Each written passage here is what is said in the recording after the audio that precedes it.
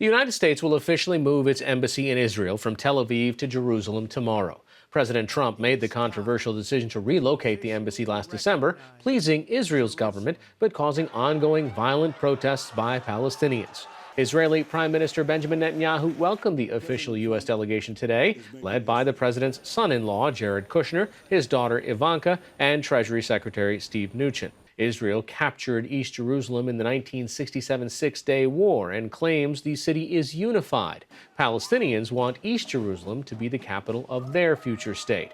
Protests are planned throughout the region tomorrow, including what may be the largest demonstration yet at Israel's border with Gaza. Joining us now via Skype from Gaza is NewsHour Weekend Special Correspondent Jane Ferguson. Let's put this embassy move in a little bit of context here.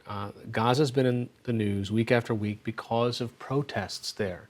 It has. These protests have been going on for 6 weeks now, with Gazans basically marching on the fence or the border around Gaza, saying that they're marching in a march for the right of return, to return to their ancestral homes that they fled whenever Israel was formed in 1948. That's been going on for 6 weeks, and we've seen a lot of bloodshed, dozens killed by live fire by Israeli Defense Forces soldiers stationed on that border fence itself. Now, of course, these marches are going to culminate on Tuesday. They'll also be marching tomorrow, and it's expected to be more of the same, but even bigger at this stage, and it could be bloody and violent.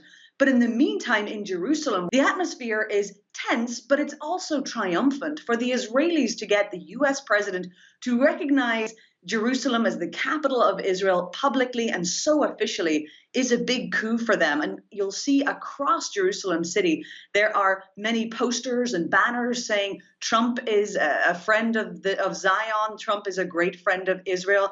And so there is certainly a celebratory feel up there, but it's a very complicated time and a very tense time in other areas.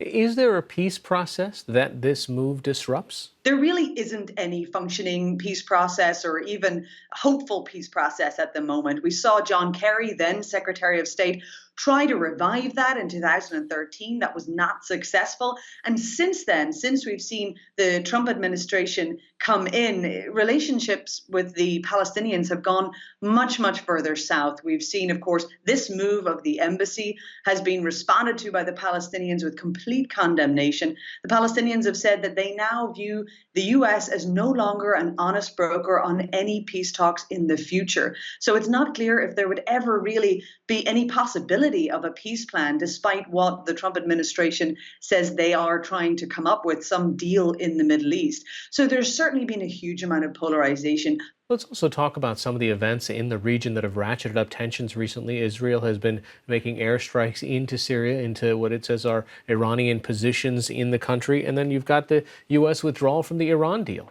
That's right. For the Israelis, a much bigger security threat to them as far as they're concerned right now is Iran. Just 5 days ago, we saw the President Trump pulling out of the Iran deal, and only a day later, the Israelis said that Iranians fired 20 rockets into Israeli-occupied Golan Heights. They then responded with widespread airstrikes, the kind of aerial campaign that hasn't been seen here in many years in Syria on Iranian targets. Now, that was really only the latest event in what has been an ongoing tit-for-tat between Iran and the Israelis. For the Israelis, that Iranian presence on their border is a growing concern. All right, NewsHour Weekend Special Correspondent Jane Ferguson joining us via Skype. Thanks so much. Thank you.